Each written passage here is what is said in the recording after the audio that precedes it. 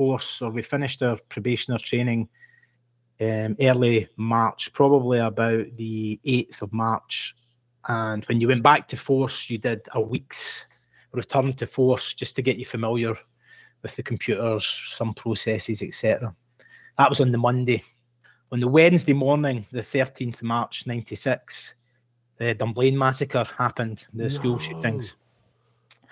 We were fresh out of college. We were sitting in a canteen, and someone came in and said, there's a shooting at Dunblane Primary School.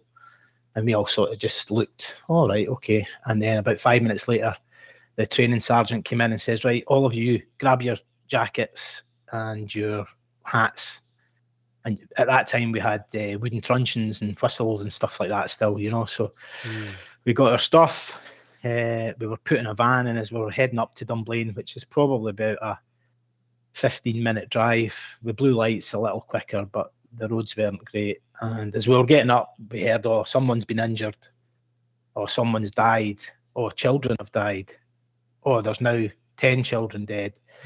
So by the time we arrived there, we were placed on the cordon outside the school, and we were tasked to basically keep the press out, keep the parents out, protect the school. It was in a gym hall, glass windows. You could see in if the curtains hadn't been drawn and stuff.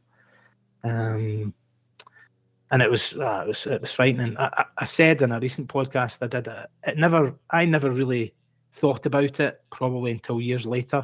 I didn't have kids at the time. It was my first operational experience as a police officer. By midday, I got moved from the rear of the school to the front of the school because the crowds of parents were so large. There was no information coming out. We were a small force. We were probably, in fact, wasn't probably, we were probably struggling with what was going on, the magnitude. And then within an hour or so, I was posted to the gym door with the log of who was entering and coming in and out. So yeah, it was an interesting first day. We started at 8 in the morning on a course. I didn't get home till, I think it was 2 or 3 the following day. And then I was back out the following morning at 7 a.m. So I went home for 3 hours, 4 hours, got my head down. Didn't get much sleep, if I'm being brutally honest. I spoke to my partner at the time and told her what I'd seen. And the next morning I was out at the hospital, I think, guarding one of the other teachers who had been shot and injured as well. So it was a really tough first week, because the first week we were totally embroiled in Dunblane. No kidding. Yeah. Tough. I mean, I vividly remember, excuse me, I vividly remember where I was on that day. I was in the CID office in Braintree when it all broke. Yeah. You know, we're, how many ever, 100 miles or several hundreds of miles away, but those things sit with you as you know, as a professional police officer, they sit with you. But for somebody who's attended the scene, that must have been absolutely horrendous. Because Andy Murray was a pupil there at that time as well, wasn't he? He was, yeah. And there was officers there that day. We all knew each other, and I learned to know other people over the course of the rest of my career from Central Scotland who were there that day. The officer who initially attended, bumped into him lots of times. Nobody ever spoke about it. We never spoke to anyone else that was there about it, what we seen, what we heard. I went on in later life to become the lead post-incident manager for Police Scotland, training and operationally. We didn't have a post-incident process. No. We were taken weeks later to a hotel in Grangemouth. They put us in a room. They rolled in a trolley with vodka, whiskey, cans of lager and Tennent's ale, and basically said, right, on you go. Thresh it out. Talk about what happened. And even then, nobody really spoke about it. They cracked open the drink and sat and started speaking about other stuff. It was like the rule was you never spoke about what happened there. You never told anybody what you saw. I still haven't told anybody what I saw. I haven't told anybody close to me what I saw. I don't like thinking about it. I can see it clearly as it happened. Yeah, no, I get that. Morning, you know. And I've got sons now, and I think when I had my first son in 1999, it probably then sank in just what those parents were going through, not knowing if their child was injured or dead, not knowing exactly what was happening. Oh God, makes me feel sick thinking about it. But yeah, no, it does. It's making me feel quite sad, if I'm perfectly honest with you, because I'm a granddad now, so yeah, I've got a different sort of perspective.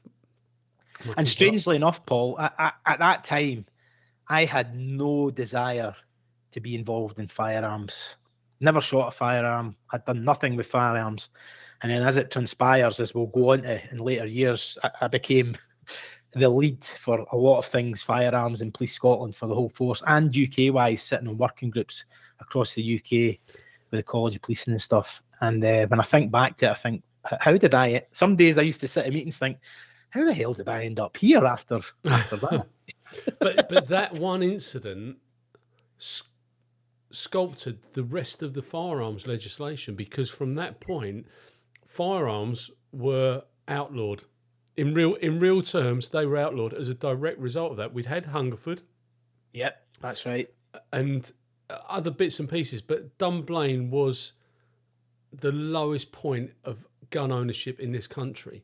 And, you know, there are responsible gun owners, and I've got friends who've got guns, and I've had guns, and, you know, but my American friends don't understand why police officers don't readily carry firearms.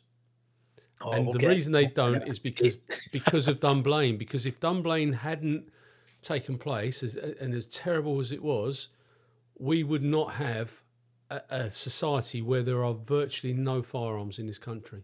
Yeah.